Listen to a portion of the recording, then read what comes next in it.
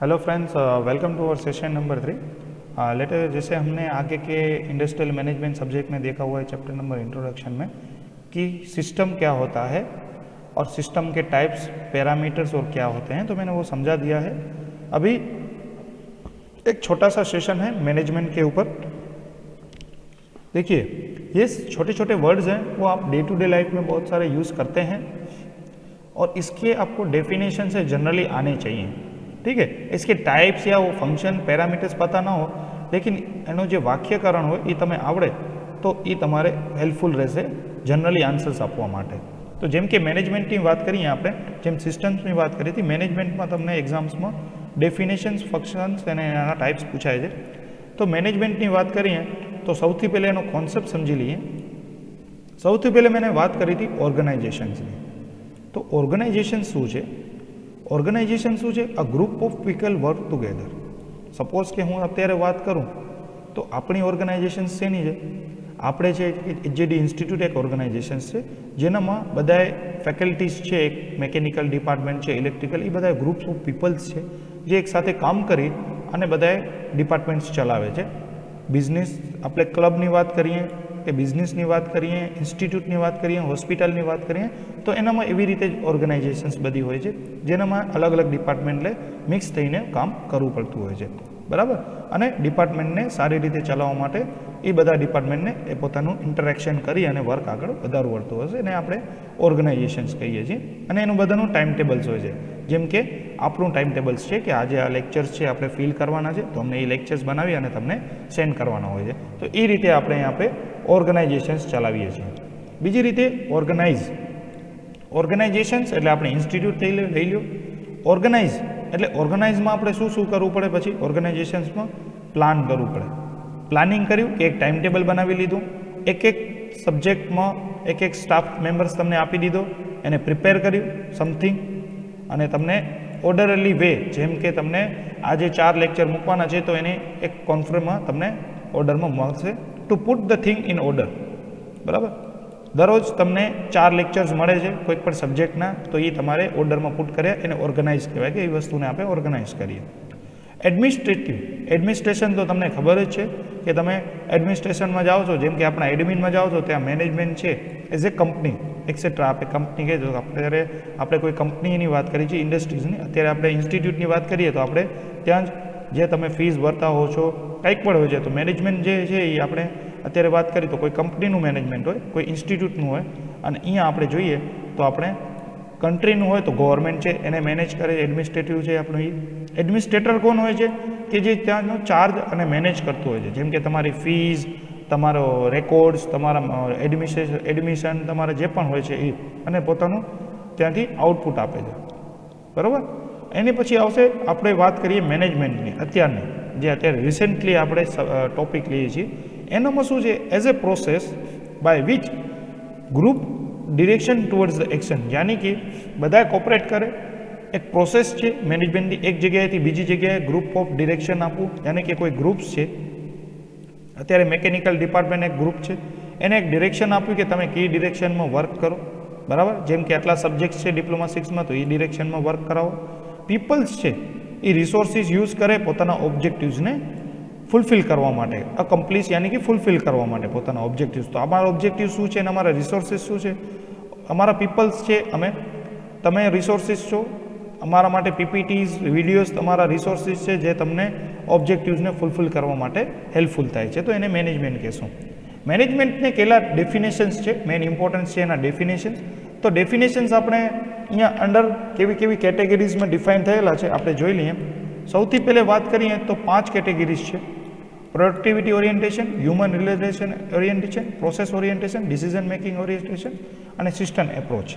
આટલા એક એક ડેફિનેશન્સ આપણે લઈએ તો સૌથી પહેલે વાત કરશું પ્રોડક્ટિવિટી ઓરિએન્ટેશનની, કે પ્રોડક્ટિવિટી ને ઓરિએન્ટેશનને આપણે મેનેજમેન્ટ ફિલ્ડમાં જોવા જઈએ તો શું કહેશે કે મેનેજમેન્ટ ઇઝ અ આર્ટ। अगर प्रोडक्टिविटी बात करें तो management is a art of knowledge art of knowing, यानी कि मैनेजमेंट यानी कि आपको एक आर्ट है जानने के लिए, क्या what you want to do, आपको क्या करना है, what you want to do, आपको क्या करना है, क्या करना चाहते हो आप बोल सकते हो, किस फील्ड में? इन द बेस्ट, यानी कि कोई अच्छी तरह से और सस्ते वे में, अच्छी तरह से और इकोनॉमिकली वे में।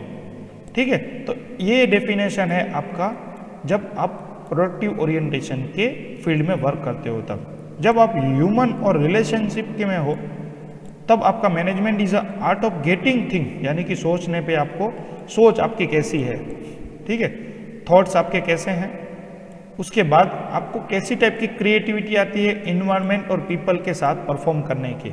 ठीक है, तो वो आपका आ गया ह्यूमन रिसोर्सेज रिलेशनशिप ओरिएंटेशन। उसके बाद होता है आपका प्रोसेस ओरिएंटेशन। कोई प्रोसेस हो रही है, उसमें आप किस तरह से वर्क दिखाते हो। जैसे कि मैनेजमेंट इज अ प्रोसेस, अब बोलते हैं हम कि is a process by which the managers, यानी कि कोई मैनेजर्स है वो क्रिएट करेगा, डायरेक्ट करेगा, मेंटेन करेगा, ऑपरेट करेगा ऑर्गेनाइजेशन को थ्रू कोई कोऑर्डिनेटर्स दिखाई दिए होंगे।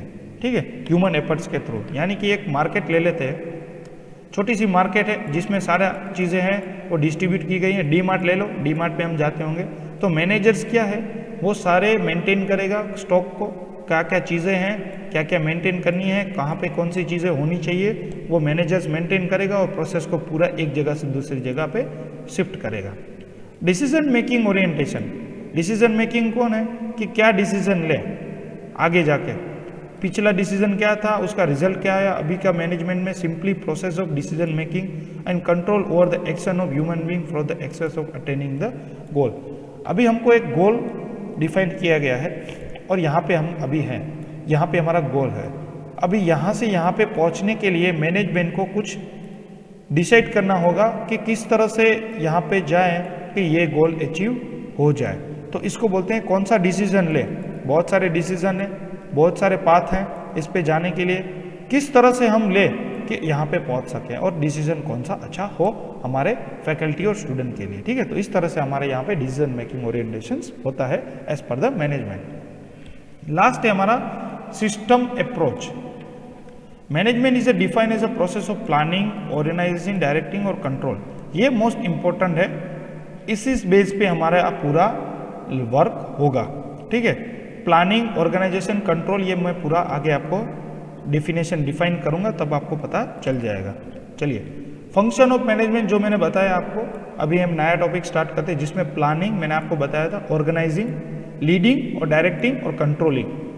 ठीक है, प्लानिंग देख सकते हैं, फंक्शन ऑफ में प्लानिंग है, ऑर्गेनाइजिंग है, लीडिंग है और कंट्रोलिंग है। सबसे पहले होना चाहिए कि जब भी कोई भी ऑर्गेनाइजेशन है वो कुछ प्लानिंग करके चलती है। ठीक है, तो अभी मैं आपकी बात करूं तो आप भी कुछ वर्क करते हो तो कुछ प्लानिंग के तरह से करते होंगे, तो कुछ जरूरी है कि कुछ भी वर्क करो तो प्लानिंग से हर हिसाब से हो।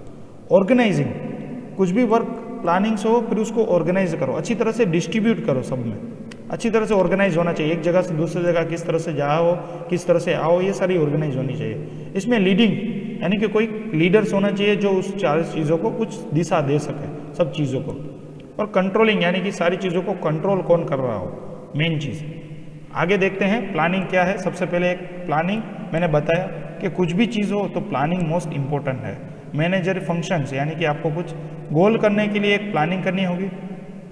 प्लान, आपने कुछ प्रोजेक्ट सिलेक्ट किया है तो उसके लिए आपको प्लानिंग करनी पड़ेगी, यार किस तरह से वर्क करेंगे, कहाँ पे कितना वर्क चाहिए होगा, तो आपको पूरी प्री प्लानिंग करनी पड़ेगी। फ्यूचर में देखो, फ्यूचर प्लानिंग किस तरह से होगी कि आपको गोल को अचीव कर सको।